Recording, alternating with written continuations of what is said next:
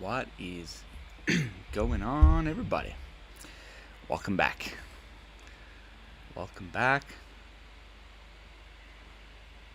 Ooh, there we go. We're back. We're live. Are we live? We're live. Oh, a little laggy. We're live. Welcome back to another very late night in the BrewLab. No, we're not. Let me put the phone outside.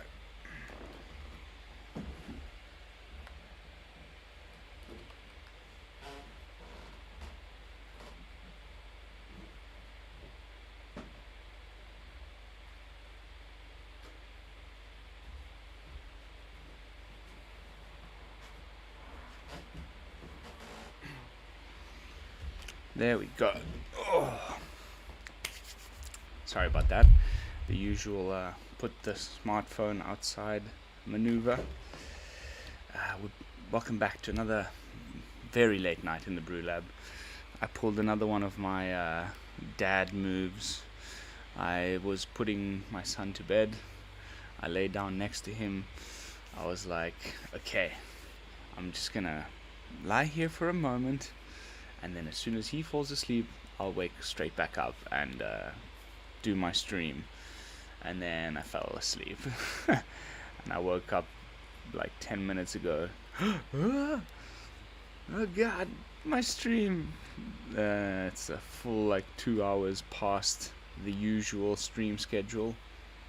But that's, that's the life of a MTG dad.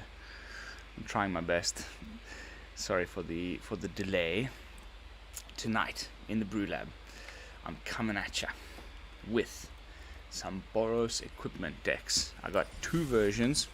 We're going to be playing both of them, and we're going to figure out which of these is the best. And then by the time the stream is done, I will probably upload both of them for you guys, but at least we'll have a verdict by the end of the stream. And I shall then end up posting the list that I think is the best of the two as the first one in the description of the video down below. By the time I put it up on either hub, we will have an answer to this question. And equipment decks, they've been around for a long time. They haven't ever quite popped off the way I hoped they would. We got a bunch of different cards that seem to be really primed to make this archetype good over the last few sets. There's always one or two of them here that seem to really be like, okay, this time around it's gonna be good, this time around it's gonna be good, and it never quite gets there. This time round, that card was a BrewLab Battle Hammer. When AFR first started spoiling during spoiler season, I saw BrewLab Battle Hammer and I was like, yes, finally, here it comes, a good equipment deck. I tried and played it in the first few weeks of AFR Standard 2022. And I didn't feel it. It was still just lacking something. And I think it suffers from something that happens often with these types of decks. How many equipments do I put in? How many creatures do I put in? Where is the right balance between the two? And then, can I still fit in removal and card draw and everything else that you need to make it a viable deck? And the answer is no. There isn't enough space in a single deck to get everything that you need in there to make a fully well-rounded deck. Which usually I would consider something of a mid-rangey deck. So, the answer probably is to try and go more aggro and forgo too much removal altogether. In the first version here that I'm going to show you, which I'm calling Dwarf Cars, we're leaning heavily on the fact that BrewLab is a dwarf and we're going with absolutely zero removal whatsoever. We're just going only equipments and creatures and trying to win games that way, using the synergy between all the dwarfs and that have the word equipment or equipped in it, and seeing whether that will be enough to win us some games.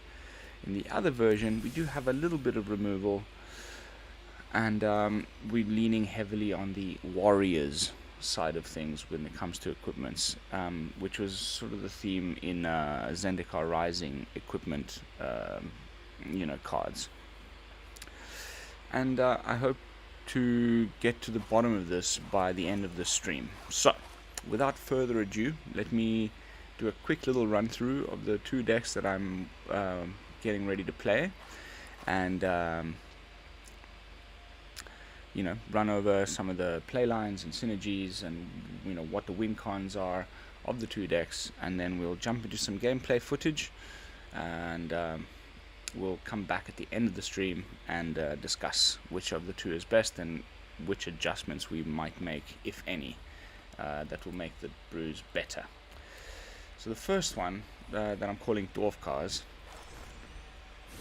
is making use of this card and this card that I've been looking at since Kaldheim dropped and never quite got around to making work. Especially when a new set drops, you run through all of the obvious brews. You take a look at all the good new mythics, you take a good at all the good new rares, and you build decks around those. And Reckless Crew was one of those rares from Kaldheim that I looked at, and I tried my best to build around, and I just couldn't ever quite do anything.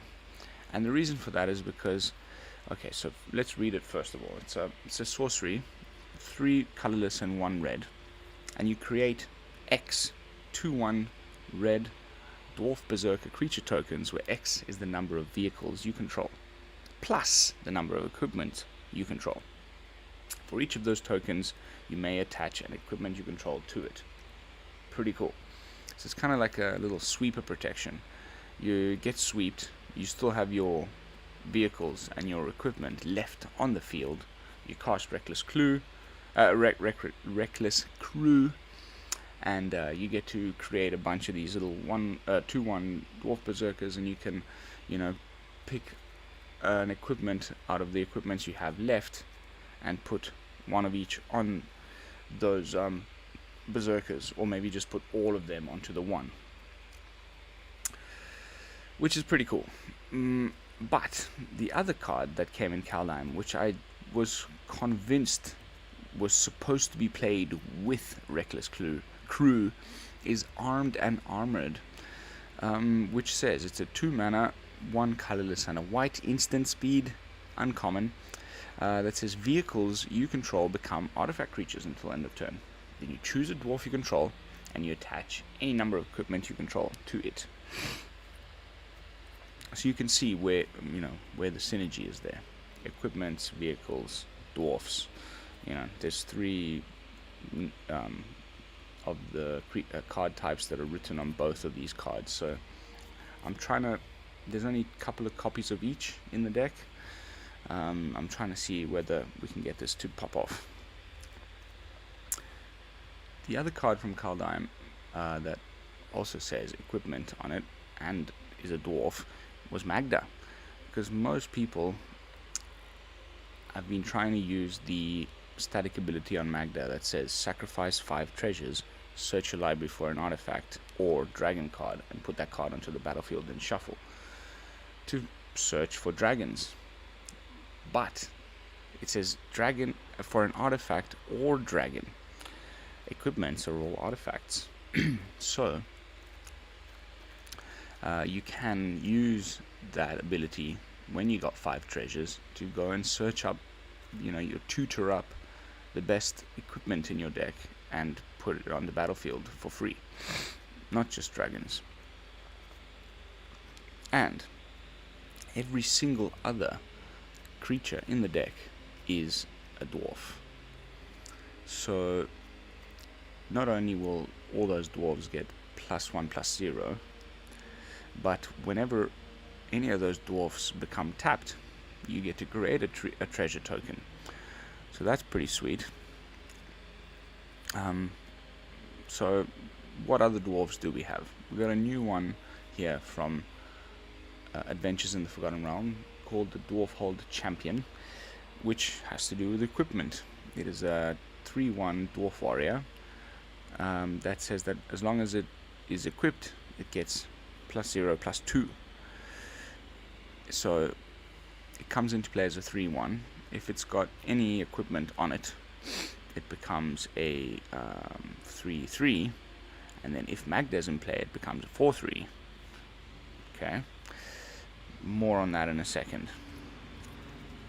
We've got another dwarf, which seem to be, perfectly fitting in this deck, but again, there's so many of them, it's tough to figure out which is the best one, how many of them to put in the deck, how many equipments to put in the deck so that the deck actually works. In this case, his name is Cole, the Forge Master, and it says that whenever a non-token creature you control dies, if it was enchanted or equipped, you return it to its owner's hand, which is pretty cool. It kind of does the same thing as the backside of Halvar, the equipment. It's called Sword of the Realm, I believe, and you can even see from the picture that it's clearly the same sword. So I'm a little worried that I should be playing Halvar in here, and instead of fighter class I should be playing Forging the Tyrite Sword, which is a saga that makes treasures and allows you to search for Halvar. But the problem was this: the Tyrite Sword, or what's it called? Let's go have a look here before I make a mistake. Halvar, the Sword of the Realms. I was right. You can see that it's the same sword there, and it's also the sword that Halvar is holding. It gives creatures vigilance, which means that they don't tap, which means that they don't make a treasure token when Magda is in play. So I forgot that card entirely, and I put in fighter class instead, which is cool because you can play a lot less equipments in the deck and have fighter class to tutor them up, because as soon as fighter class comes into play and enters the battlefield, you can search your library for an equipment card, reveal it, and put it into your hand and shuffle.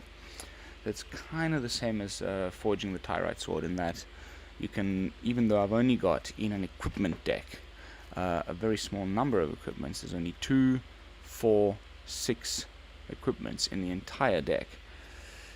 The fact that we have 4 fighter classes makes finding them a lot more easier, so you can run less equipment in the deck.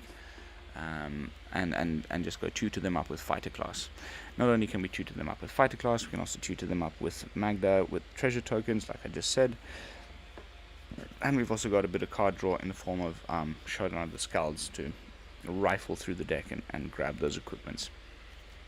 So that's why I'm running a relatively low number of equipments. And even though that's the case, I still only have 17 creatures, which isn't that many in a creatures deck. Like, sometimes it's 20, 22, 24. So, again, struggling to find that balance between creatures and equipments and removal and card draw and land and everything that you need in a deck for it to be good. But anyway, the rest of the text on Cole the Forge Master says that creature tokens you control that are enchanted or equipped get +1/+1. There's a lot of ways in the deck of making creature tokens. Not only the Reckless Crew, which we've already discussed, but also Warchanter Skald. Whenever Warchanter Skald becomes tapped, if it is enchanted or equipped, you can see this theme. You create a 2/1 red Dwarf Berserker creature token. So we're making tokens with Reckless Crew, we're potentially making tokens with Warchanter Skald. We've also got the Dwarven Hammer, which is one of these equipments from Kaldheim. We got a whole set of these in every color pretty much, where when it enters the battlefield you may pay a certain amount. In this case it's 2 colorless, and if you do, you can cast it for 5, and you create a 2/1 red dwarf berserker creature token, and then you attach the hammer to it. Equipped creatures get +3/+0 and trample, which is essential, I think, in any equipment deck to try and slide in some trample somewhere, and some flying if possible, and that's where more of the Skyclaves comes in, but more on that in a second. Well, right now, because we're kind of going through the deck, so now we've reached more of the Skyclaves. Probably the best equipment in Standard right now that post-rotation Standard, in Standard 2022, we no longer have access to Embercleave, which was, busted as equipment from Eldraine.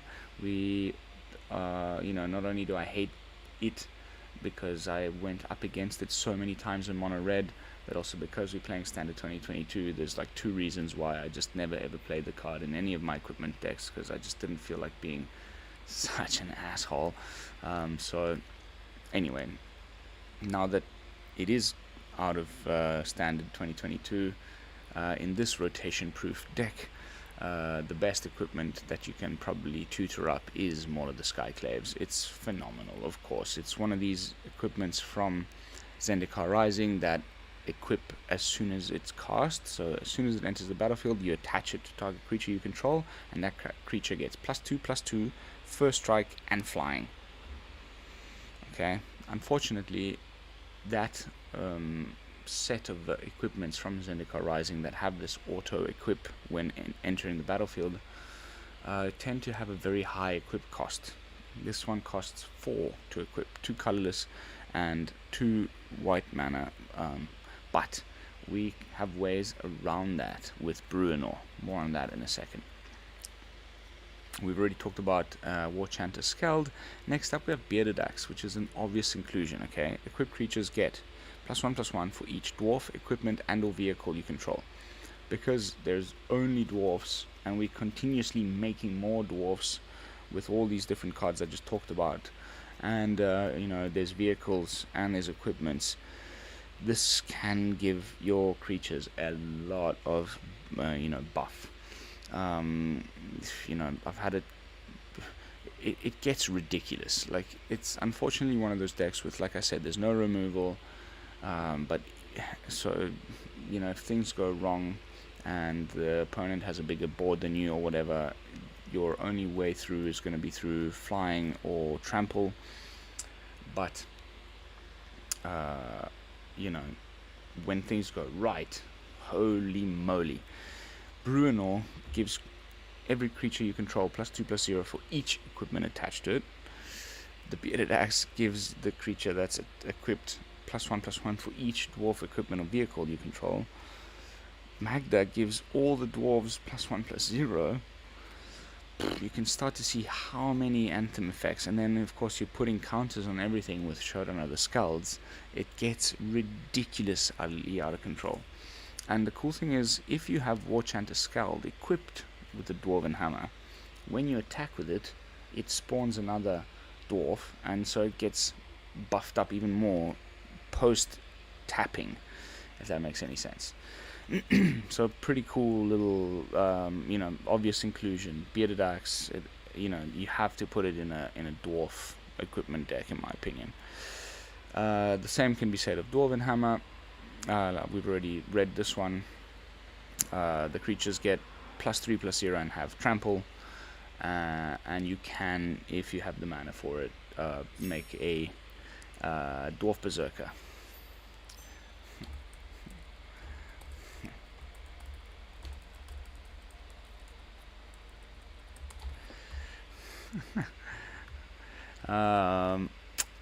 Then Gilded Assault card is the obvious vehicle to put in this deck if we're trying to go for the whole vehicles dwarfs thing, because you can sacrifice 2 treasures and return it from your graveyard to your hand.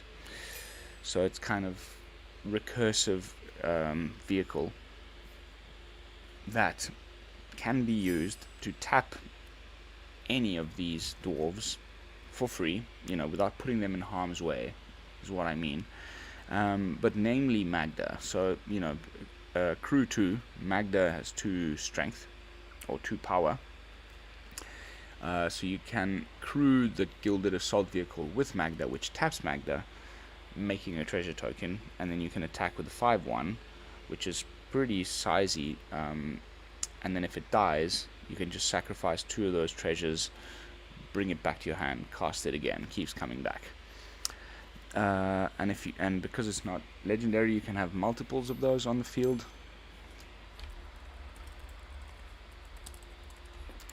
And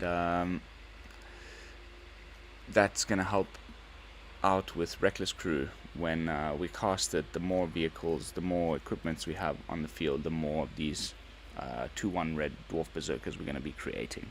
And then finally, BrewLab Battle Hammer, which is also a dwarf, is going to help us with the re-equip costs post sweeper, or in general. The creature that we had all of these equipments on finally dies. We cast another one, and we don't. We're not gonna. There's only 22 mana in the deck, 22 lands. You may pay 0 rather than pay the equip cost of the first equip ability you activate each turn. The second level of fighter class also. Equip abilities you activate cost 2 less to activate. So you can see how once we've leveled up fighter class to level 2 and we have BrewLab Battle Hammer in play, re-equipping expensive equip cost equipments, which even the Dwarven Hammer 3 is quite expensive, back onto our creatures becomes a lot less problematic. So yeah, great little synergy. I've already talked about the buff. The more equipments you have attached to a creature, the more buffed they get. And it's also a dwarf, so Magda, when you tap Bruno, you'll get a token. It's going to get buffed by Magda, blah blah blah blah blah. There's a lot of these dwarf equipment vehicle synergies that I'm really pushing in this deck. And then the last card that I thought needed to be played, because it's the only card draw in the deck, is Showdown of the Skalds, and it helps out because we can also grow our dwarves by casting spells on the 2nd and 3rd chapter of the saga. Alright, that's the deck. Dwarf cards. Next up, the one that I personally think is probably a little better is the Warriors themed equipment decks that came out with Zendikar Rising. We've got so many good warriors that have to do with equipment again. First of all, Fireblade Charger. 1 mana, 1/1 Goblin Warrior. As long as it is equipped, it has haste. And when it dies, it deals damage equal to its power to any target. So this is essentially removal, okay? Very important in this deck because there's such little removal. So the good play here is to play Boots of Speed on turn 1. It says equipped creature gets +1/+0 and has haste. The equip cost is only 1 on this. So you play Boots of Speed, turn 1. Turn 2 you play the Charger. Now you've got 2 mana, so you pay 1 to equip the Fireblade Charger. You can straight away attack because it gets haste for 2/1 with the Fireblade Charger. Nice little synergy there. That's kind of what we're trying to go for. Turn 1 Boots of Speed, turn 2 Fireblade Charger, equip the Boots of Speed to the Fireblade Charger, attack. Next up, essential card, because we're not running Halvar, which says that equipped creatures get double strike. This is kind of like a mini Halvar. It's a 2 mana core warrior, also from Zendikar Rising. Equipped warriors you control have double strike. So whenever any of our warriors have an equipment on it, they automatically get double strike, and the Blade Master itself has double strike regardless. Great card. I wouldn't be playing this on turn 2. It's better to hold it in your hand, wait until you have a bunch of cards with equipments on it ready to attack without summoning sickness, and then you sort of drop it like turn 4, turn 5, and suddenly everything has double strike and you attack. It's kind of like a the Blade Master from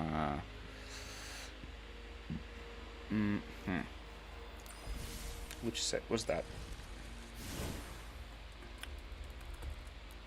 No, not Blade Master, Sword Master, no. Oh, Cleric. Blade Historian, so sorry. Attacking creatures you control at double strike.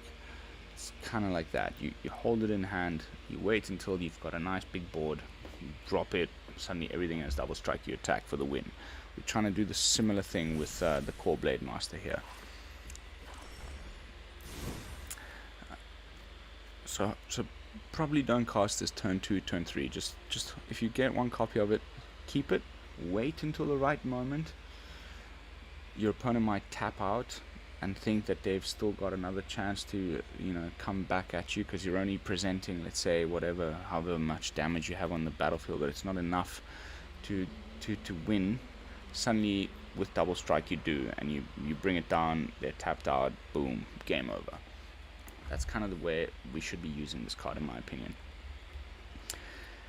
This version of the deck, this equipment decks that I'm playing tonight, has an amazing card that came out in Strixhaven in Boros Lorehold colors, Rip Apart. It is kind of reminds me of Drown in the Loch from Dimir in Eldraine, in that it's this like 2-mana dual color, dual mode card. If this was instant speed, it would definitely deserve a rare pip, in my opinion. It is a sorcery, so it's uncommon, but still, you can choose one. Either deal 3 damage to a target creature or planeswalker, or you can destroy target artifact or enchantment. So super duper versatile. With the amount of class enchantments being played right now, I feel like the second mode in Rip Apart is just super duper duper helpful, and when it isn't, then we can just do 3 damage to target creature or planeswalker, which is also really, really good. You know, it's competitively priced. Most 3 damage sorceries cost 2, but this one also has the optional ability of destroying an artifact or enchantment, so essential 4 of if you know, if you're going to run some removal in a deck that's kind of struggling for space, you might as well have one that is versatile like Rip Apart. So 4 of what else? Okay, so now let's start. Let's continue with the sort of down the creatures. Then I'll go back and describe why we're running some of these equipments. But we're running 3 copies of Akiri, the Fearless Voyager, which is again a warrior. And whenever you attack a player with 1 or more equipped creature cards, or equipped creatures, you draw a card. So this is our card draw on top of Showdown of the Skulls.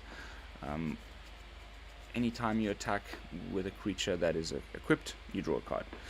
You may also, which is cool because this makes them a little bit kind of sweeper proof, you may unattach an equipment from a creature you control. So it's not just the Kiri, it can be any of the other creatures you control. As long as you're still holding up 1 white mana, you may unattach an equipment from that creature, and if you do, and you know, if you've got 5 white mana and 5 creatures and they've all got an equipment on it, which is highly unlikely, but let's just, you know, for sake of the example, you could render your entire board indestructible, because you know, when you unattach, you tap that creature and it gains indestructible until end of turn. So cool, like indestructibility, card draw, it's a warrior, fits the equipment theme, obvious 3 of. Next up, we've got the Kargan Warleader, which is a human warrior, and it's an anthem effect. Other warriors you control get +1/+1. Boom. So, you know, growing the Fireblade Charger so that when it does die, it does more damage. Just obvious. It makes sense. I wish it was just on a different spot on the curve. I always struggle to see like how many of these I would fit, and I think 3 of each is probably the right number. We'll figure it out by the end of the video for sure. And then, the new card, Bruno Battle Hammer, is fortunately a warrior himself. We've already talked about this in the previous deck tech. A 2 of, there's a lot of 4 drops in the deck. I don't know whether I wanted more Nahiris, more Brunos. In this case, I was struggling for removal, so between the damage when the Fireblade Charger dies, the rip apart, the only other removal is Nahiri, which has a -3 ability that says, Nahiri, Heir of the Ancients, deals damage to target creature or planeswalker equal to twice the number of equipment you control, which is actually really sweet, because you can just have like maybe 2 equipments on the whole battlefield, and that ends up dealing 4 damage. If you have 3 equipments on the battlefield, that deals 6 damage. It's pretty decent removal. And you can do it to target creature or planeswalker. So I opted for 3 copies of Nahiri instead of 3 copies of Bruno, and went down to 2 copies of Bruno. We'll see whether it's better to go 2 and 3 the other way around. We'll figure it out. But not only does Nahiri do removal, you can also tutor up equipments, which is kind of why we're not running the fighter class, or whatever it's called, the new class enchantment that I was running in the dwarf deck. That helps you look for equipments, because you can do so with Nahiri's -2. You can look at the top 6 cards of your library. You may reveal a warrior or equipment card from among them, put it into your hand, and the rest into the bottom of your library in a random order. And then the +1 is also pretty sweet. You can create a 1/1 core warrior creature token, and you may attach an equipment you control to it. So, again, kind of trying to mitigate the expensive re-equip cost of things like, here, the Team Pennant, 3 equip, Maul of the Skyclaves, 4 equip. You can just +1, create a warrior, instantly equip something to it. Suddenly you have a great blocker in the way, perhaps with, that would make a 3/3 first strike flyer that just, you get for free. So pretty sweet to finally be able to use Nahiri. When I first saw this Planeswalker spoiled, I was so excited about it, and then it just didn't see any play whatsoever because the equipment deck was rubbish. Finally I get to use this card. Let's see if it's any good. And then Showdown of the Skulls. We've already talked about that. Card draw, putting counters on things, amazing. So now, which equipments did we pick in this deck? I've got Trample and Vigilance in the Team Pennant. I think it's necessary, and unfortunately, the only equipment left in Standard 2022 that gives lifelink is the Learn, the Quill from Strixhaven, but it's black, so we can't run it in a Boros list. So there's no way of getting lifelink, and we did lose the spear, which would have been just perfect in this list, and I would have had the spear in here instead of the Team Pennant. Shadow spear something. But yeah, unfortunately I'm playing Standard 2022 now. Spear Shadow. No? Oh wait, it's because Shadow Spear. Equipped creature gets +1/+1 and has trample and lifelink. This would have been incredible in here, but unfortunately we're playing Standard 2022, so it's no longer available. So that's why I'm running Team Pennant instead. We need some trample at some point in the deck, and we need some flying at some point in the equipment deck, because if the opponent just builds up a huge field, we have a lack of sweepers and removals. We need to be getting either through them or above them. And Vigilance is also pretty damn cool. And if it's a token, like Nahiri's tokens, then the equip cost goes down to 1 instead of 3. So pretty cool. The other equipment we're running is Boots of Speed. We've already talked about that. We're trying to do turn 1 Boots of Speed, turn 2 Fireblade Charger to give Fireblade Charger haste and attack straight away. Then we're running 2 copies of the Relic Axe. This being a warrior deck makes perfect sense. When Relic Axe enters the battlefield, you attach it to a target creature you control. So it's one of these Zendikar Rising equipments that have auto-equip as soon as it ETBs. An equipped creature gets +1/+1, but if it's a warrior, it gets +2/+1 instead. So obvious equipment for a warrior deck. Then more of the Skyclaves, again we've talked about this already, flying +2/+2 first strike, incredible. And then we've also got 3 copies of Resolute Strike. Target creature, it's a great little fight spell in these equipment decks and warrior decks. Target creature gets +2/+2 until end of turn, and if it's a warrior you may attach an equipment you control to it, so you can kind of trick an opponent. You attack with something that seems a bit weak, or block with something that seems to be a bit weak, and you've got an unattached equipment lying there on your battlefield. You can instant speed for 1, zap, that creature suddenly gets +2/+2, and you throw on more of the Skyclaves. So, you know, a core Blade Master goes from being a 1/1 to a 3/4/5/5 with double strike and flying and first strike. You know, you can block most things in standard with that, including a freaking Goldspan Dragon. So, obvious, you know, 2 or 3 of. We might go down to 2 and put in, you know, again, we're testing brews, so we might adjust things along the way. Alright, those are the decks. Sorry for the lengthy deck tech. Ryan Friesen. I think this is the first time I'm seeing you on the stream, brother. Thank you so much for popping on. It's good to have you. Blade Master, yeah, it is unfortunate that he's a cleric. Otherwise I might have actually been running it in the deck. But the core Blade Master is kind of making up for that.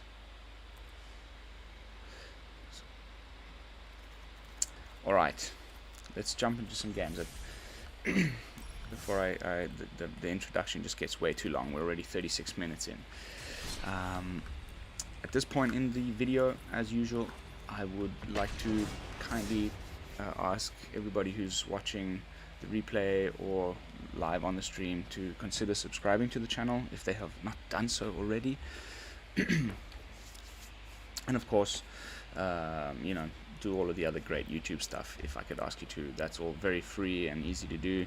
Just like, comment, and if you're interested in this type of content, then hit the bell notification icon. You will be notified every time that I go live and do these streams.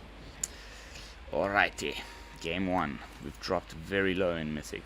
I'm a little bit ashamed to admit it, but you know, I've been testing a lot of jank, and so is life. As long as I'm in Mythic, I don't really care at this point. I was planning on trying I still will do a bit of a run and play some of the more meta decks before the month is out. But yeah, I've dropped down to 76%, which is probably the lowest I've ever been in Mythic, to be honest. And I'm okay with that. This is going to be Bard class, for sure.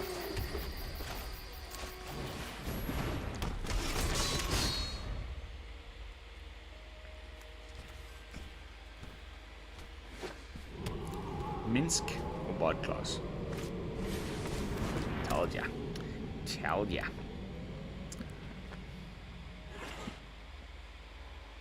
He's probably gonna attack. No? Okay.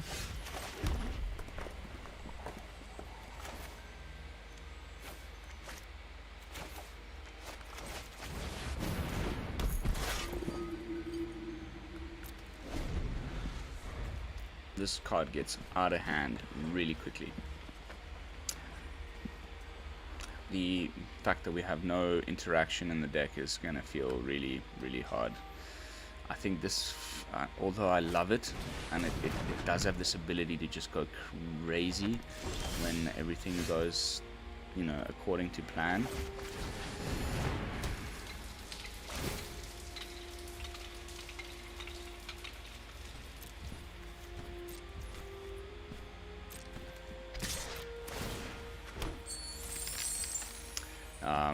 You know, when things doesn't go according to plan, you get pretty screwed pretty quickly.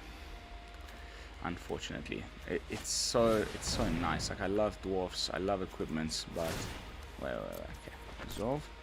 If he does attack, we can block with the. I'd rather block with the assault cart And if he doesn't attack, then we can make another equipment. I mean another treasure block. And then bring this back to our hand for 2 treasures.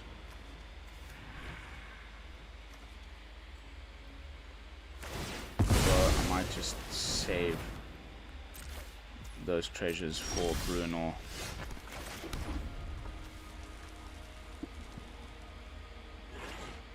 Yeah.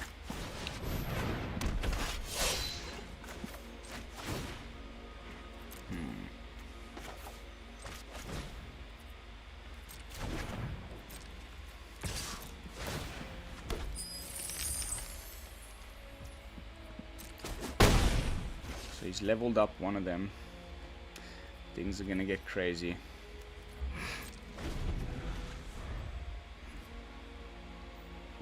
We need to get one of our fighter classes to find some equipment here, because yeah, that's what's missing right now. Ooh, surreal.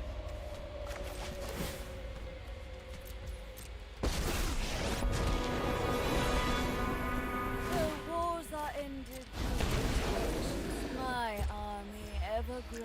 I haven't seen that being played in a bard class deck. Pretty nice.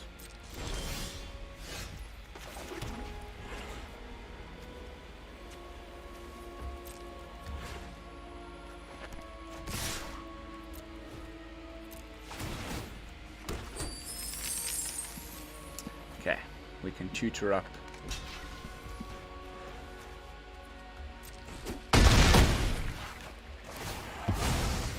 Before he hits Magda, we find the Maul of the Skyclaves. I could have equipped it onto the Magda and saved her. That was a mistake. Absolutely.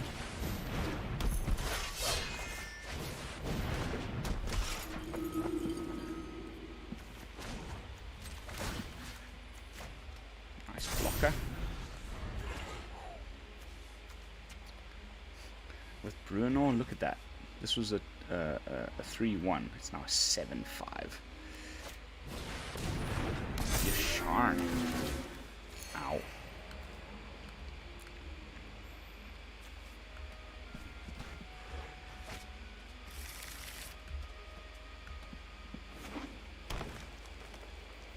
We're gonna level up his second one. Fight for Avernus, you fiend. Yep.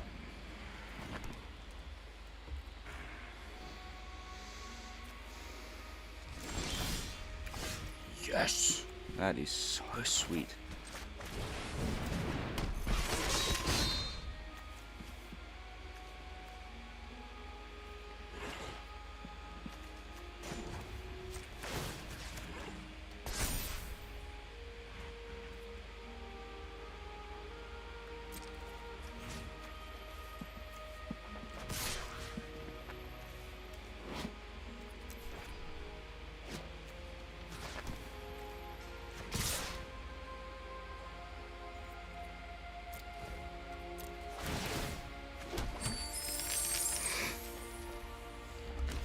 It's okay.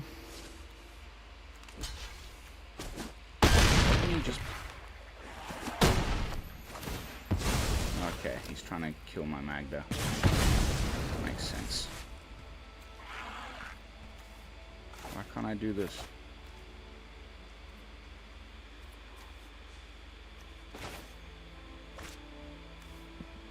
Okay. Why can't I do that?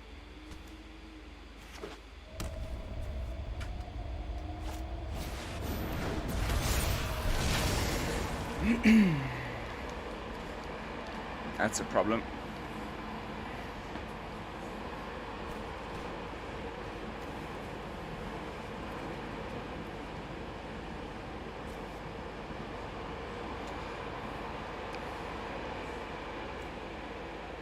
Why couldn't I do that?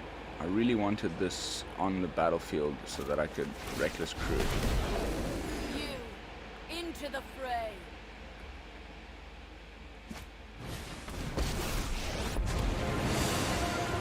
Okay. A whisper of mine.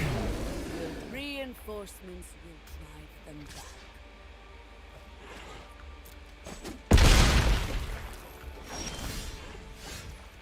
Why can't I do this? Oh, because of Yasharn. That is a big problem.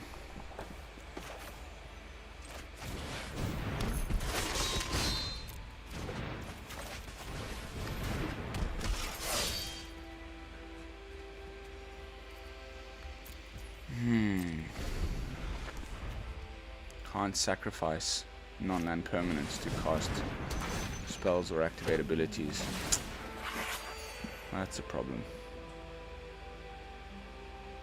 It's slipping out of our hands a little bit here, the game. He's gonna level up his bard class to 3, and then that's really bad. Hey Greg, how are you, brother? Thanks for jumping on the stream. It is freaking almost 5 in the morning, 22:05. But I did have a couple of hours sleep. I did one of those mistakes where I fell asleep next to my son. And I was like, okay, I'm just going to put him to bed and then I'll wake up in time for my stream. And then, whoops. Yeah, this one is completely slipping out of our control.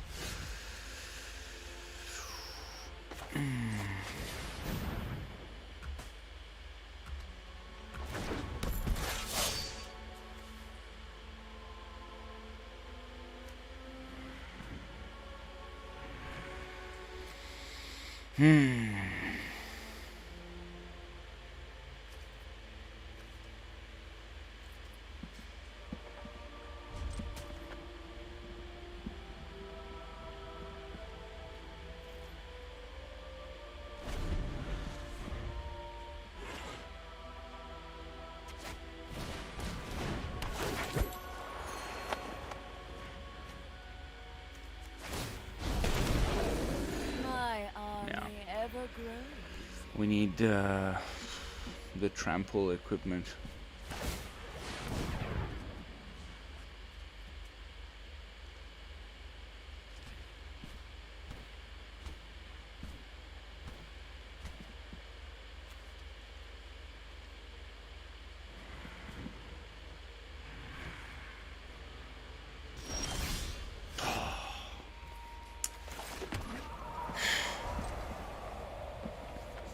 Damn it.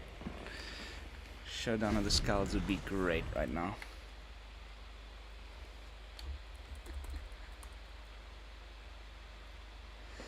Yeah. No, I'm talking about. I'm not talking about the Goblin Morningstar. I'm talking about, in this case, the Dwarven Hammer. Yeah, this is GG.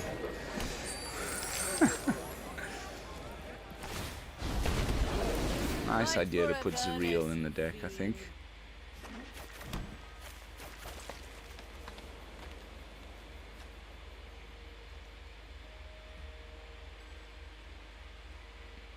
Just swing with everything and put me out of my misery.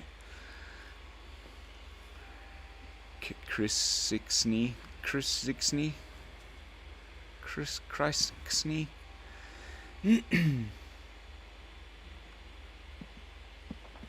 What are you doing?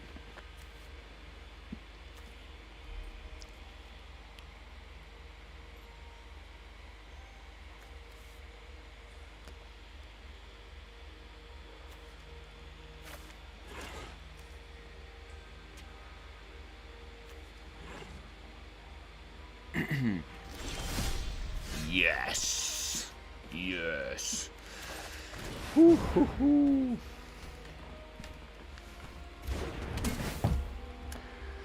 Okay, so I think we do the auto pay, so we get the free guy. But then we used the Brunor's ability to Bazam.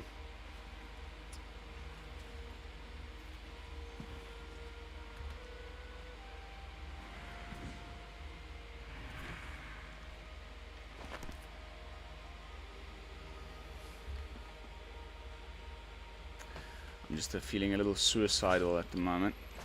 Just go for it before the game drags on too long. If he just top decks any other legendary, he's gonna just start top decking stuff with the Bard class, and it's gonna get out of control.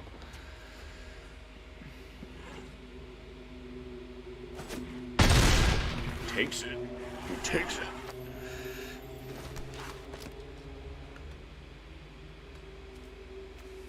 I have enough mana to re-equip the Maul onto something to block. Why? Why? I think it's GG. I shouldn't have done that. 8.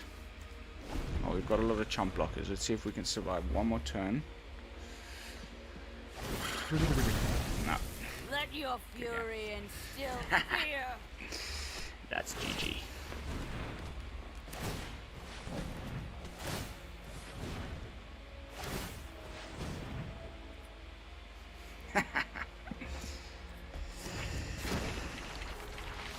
Come on, give me the good game back. Don't be such a rude bastard.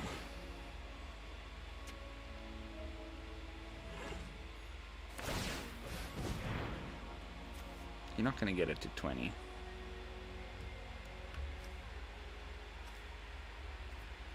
I'm being a gentleman here and taking the hit.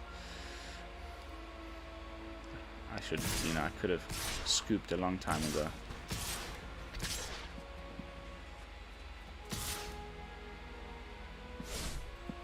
Just go with only the dragon.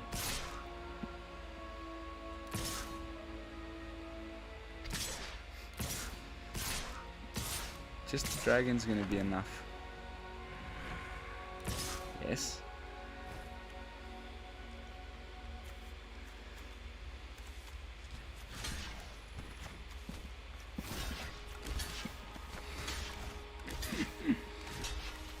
Yeah, whatever.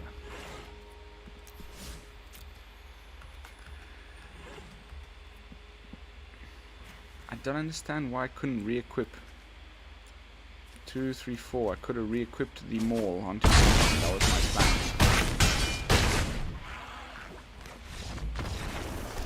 Close, but no cigar.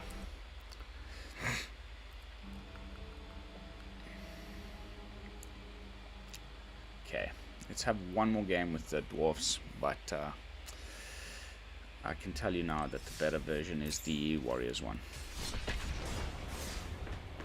Which cards, how would you guys, and please leave me some comments down below, how would you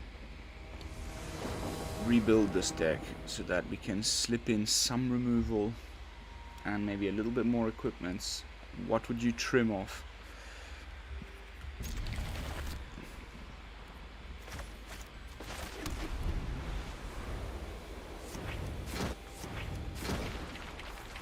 The lack of interaction is being felt here big time.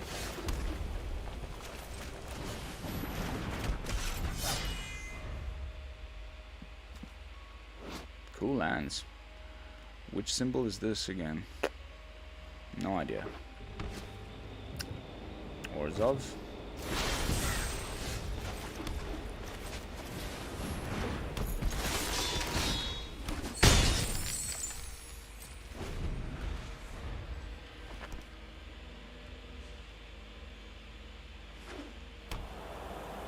Bye-bye Magda, or maybe even Doomscar.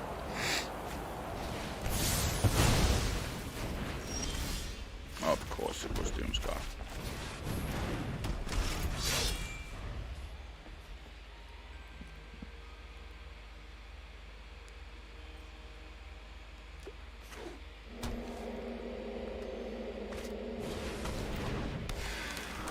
Abzan. Nice. Very nice.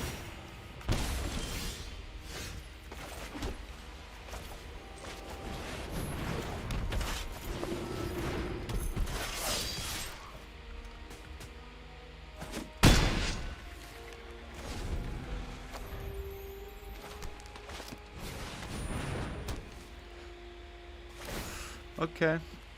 I see what you're doing here. Gains 3 life. Ping ping.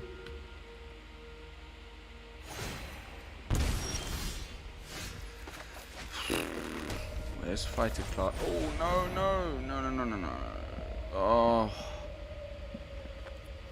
Why did I do that? I can tell it's late night. Oh, that was such a mistake. I'm sorry, guys.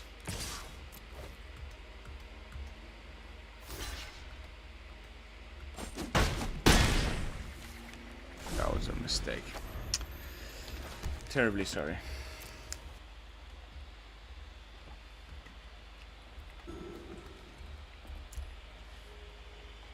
Ooh. Okay, I can see what he's trying to do here. Abzan, life drain.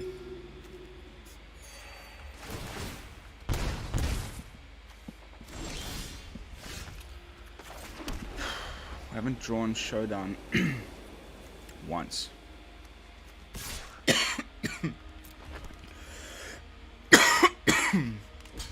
Okay.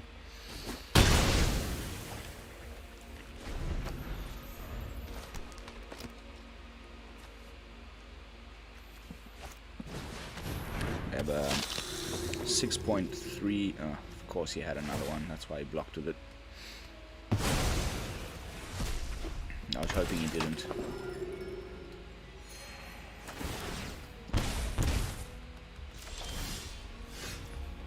Okay, this deck's rubbish. Don't build it. I'm gonna play the other one, which is actually pretty good, before I damage my rank any further.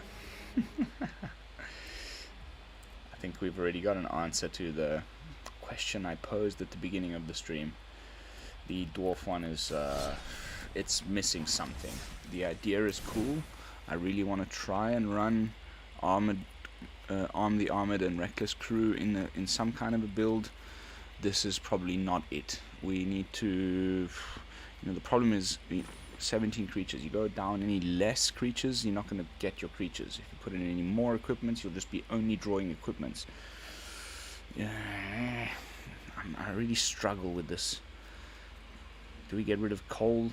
Do we get rid of, go down to 2 Bruenors and get rid of the coal and put in some removal? Which removal would we put in?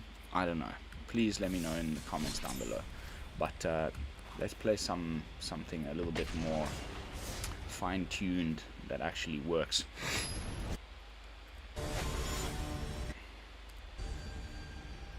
The Magical Shopkeeper. Nice name.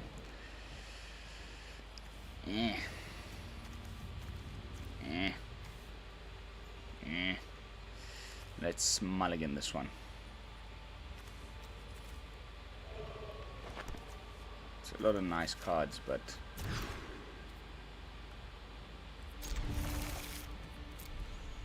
not the best mulligan.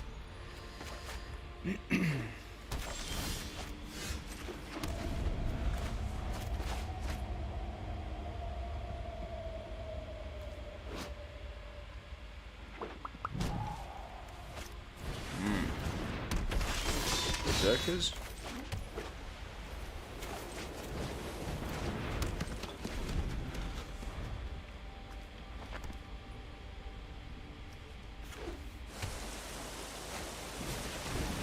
Interesting. Very interesting. Grixis. Very nice. Very nice. Very, very nice.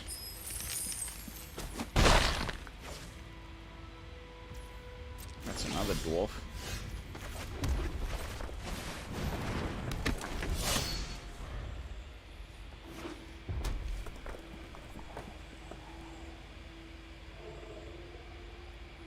They got removal. Jeez. That's no good at all. Man, nice deck, man. Very nice. Wow. Interesting.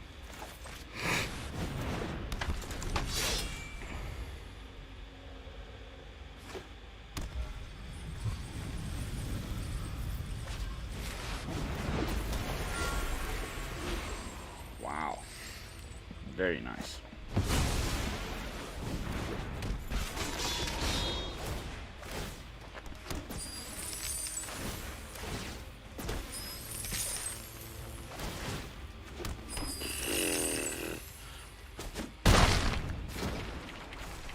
I'm impressed. That is sweet.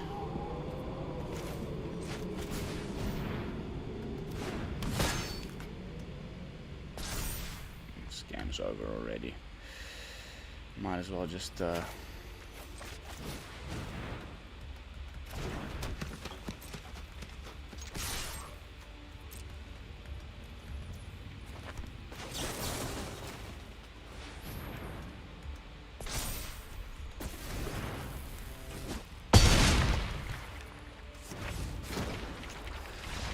wow. What a deck. That was super cool.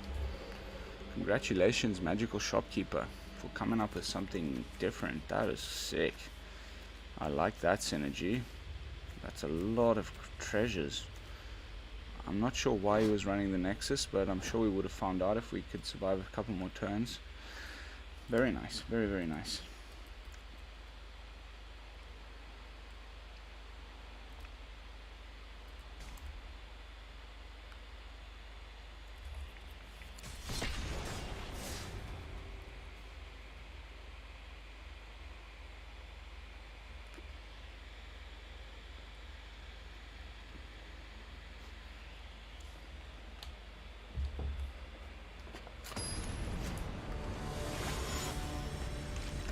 Incredibly nice. That was super cool. I might steal that idea.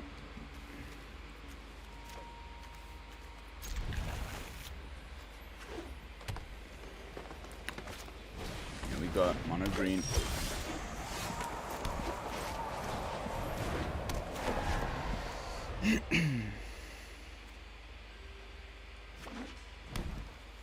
Ranger class.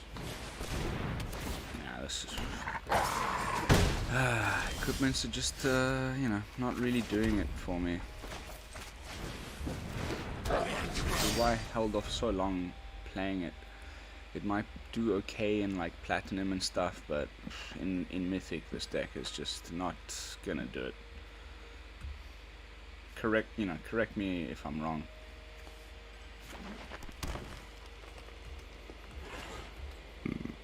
Beg your pardon. Okay.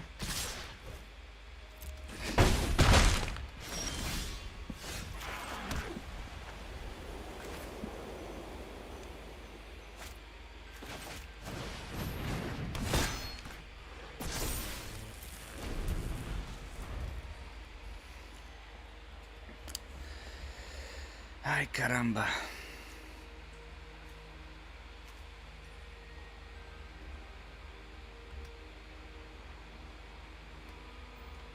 Do have rip apart. Get rid of this guy if necessary. Comes a blizzard brawl.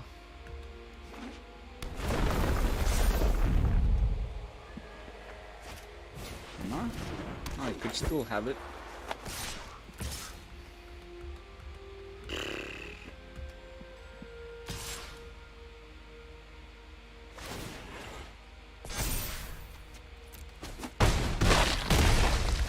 This deck is too good. And we just top decking bloody land. Okay. The things I do for the stream, for the channel, for science.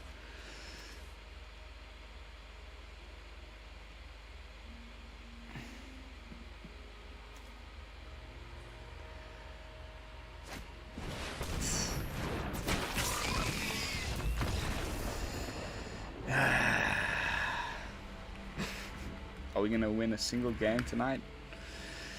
Stick around to the end and we'll find out. I think I'll probably just play like maybe 2 more games. I'm harming my rank way too much with this jank. I think equipments are just... it's still not there. It's still not happening. There's probably some better equipments I could be running. There's the armor, plate armor, and the leather armor. Gives your creatures ward, that kind of thing, but honestly, it's just not... It still just wouldn't be that good.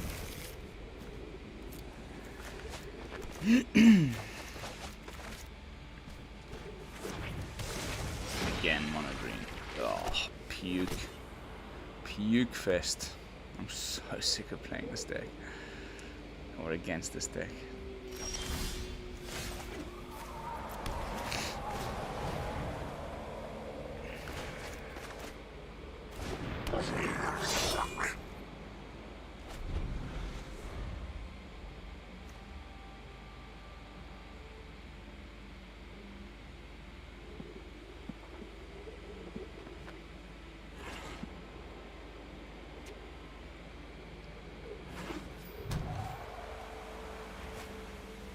Okay, so I'm on a green.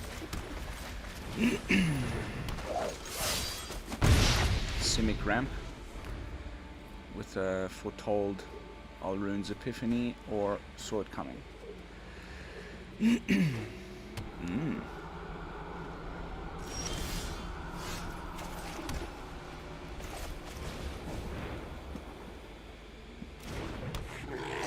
Probably Sword Coming.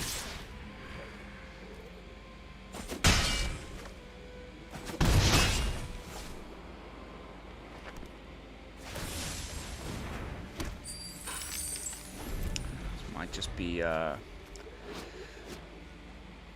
Croaky's posted a teamer list.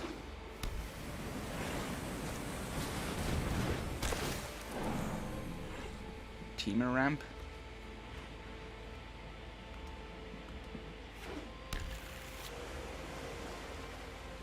Still got the counter.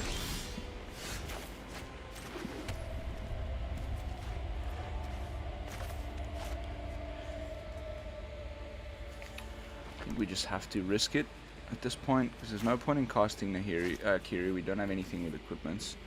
Nahiri will help us find an equipment, so, but it's gonna get countered, so fuck it. Yeah, that's a counter spell for sure.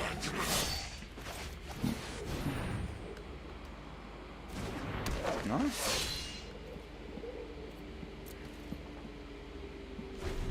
I wonder what he's ramping into.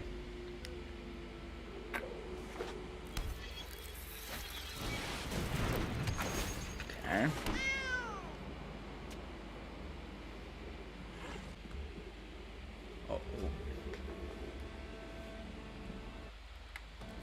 Some internet issues.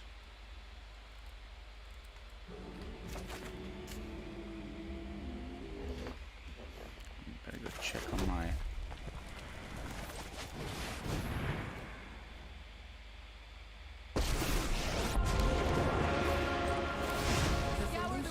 In stone.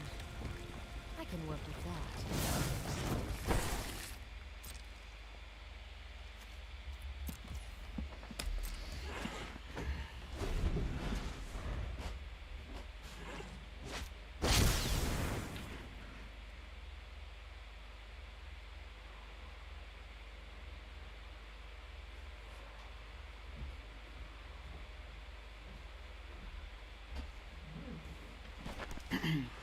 Okay, so it wasn't all runes.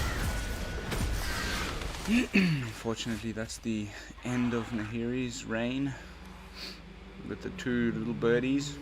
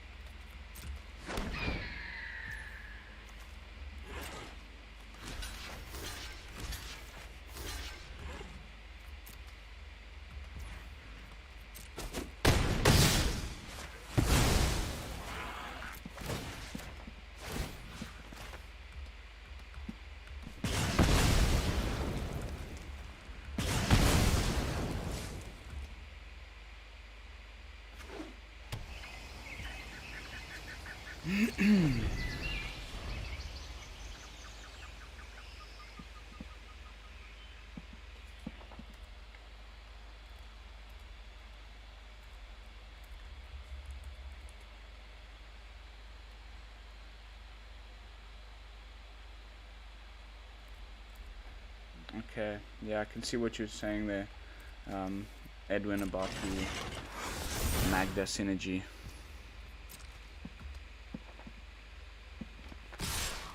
Okay, this is the turn where we just let the damage go through.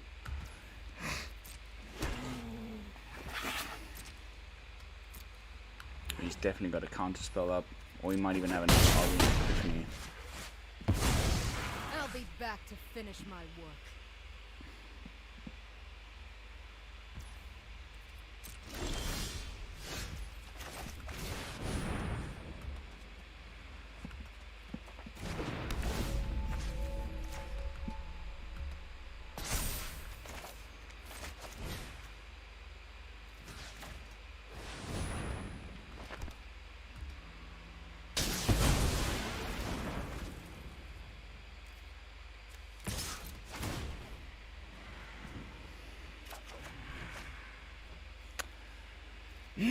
Haven't drawn Showdown once.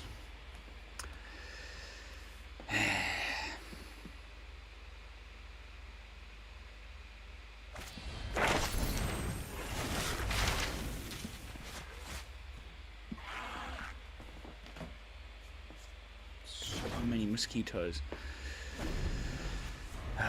Good game.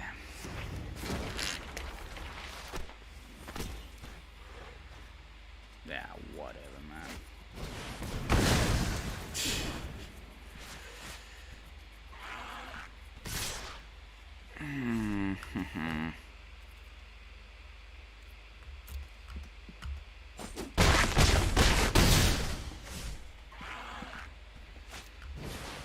What a rubbish game.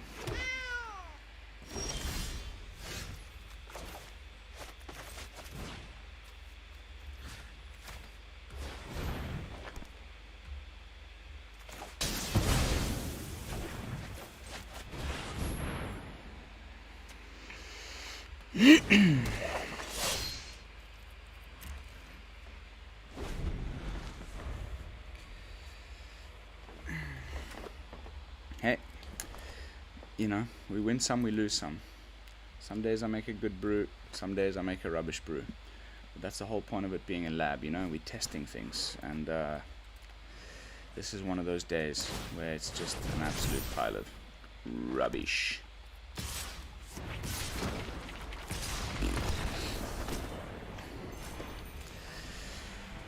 One more, just one more. I want to win at least one game on the stream, just one. I'm trying to think what the best matchup would be that we'd like get an easy win, or you know, maybe the opponent just gets, you know, screwed on the lands or something.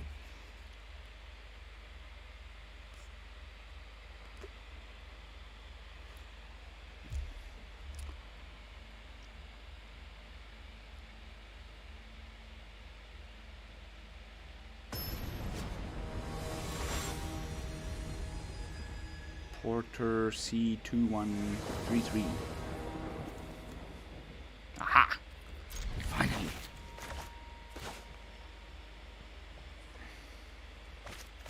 A little bit nicer curve.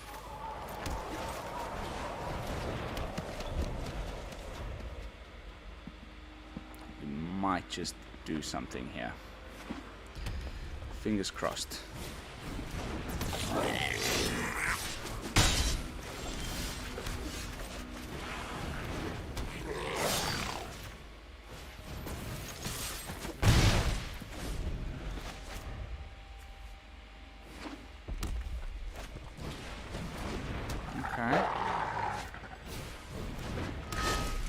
Trippy.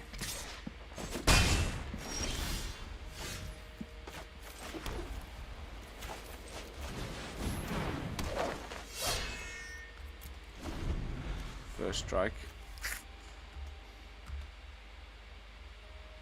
Does he have Thundering Rebuke? Or something like that?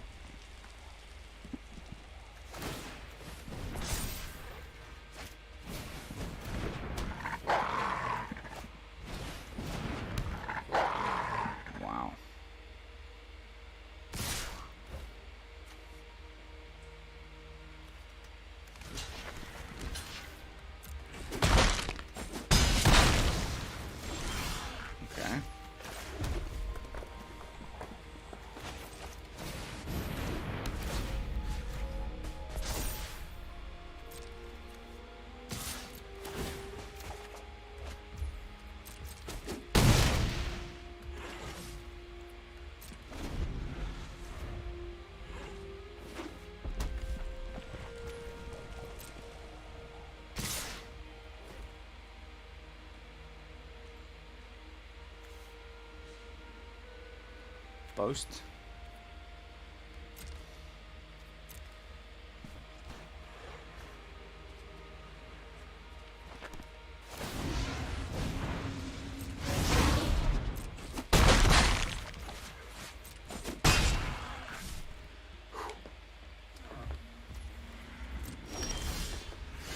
Can we turn this around? I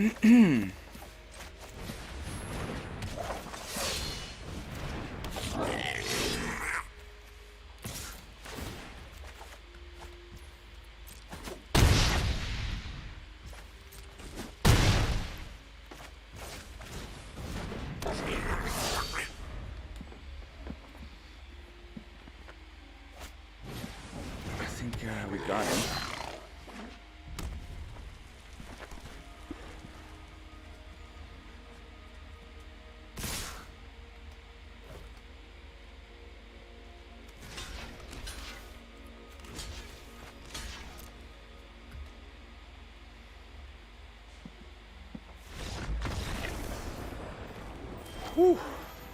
Alright, nice little victory there just to end things off.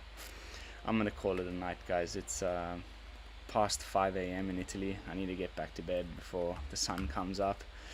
I think we've gotten to the bottom of this. The equipment decks are still absolutely lacking. There's some problems that have made abundantly clear during the gameplay footage. There's a lack of interaction. There's either too many creatures or too many equipments, or not enough of either. If you've got some removal, that's good, then you don't have enough equipments. If you've got too many equipments, then you don't have enough creatures. And then if you've got a good amount of all of them, then you've got no card draw, no, you know, so there's still just, it's not popping off, it's not doing its thing. I'm sure other people have better lists going on. I was sent a really nice one by Moonwatcher, one of my other faithful viewers, at the email address in the YouTube channel's additional info.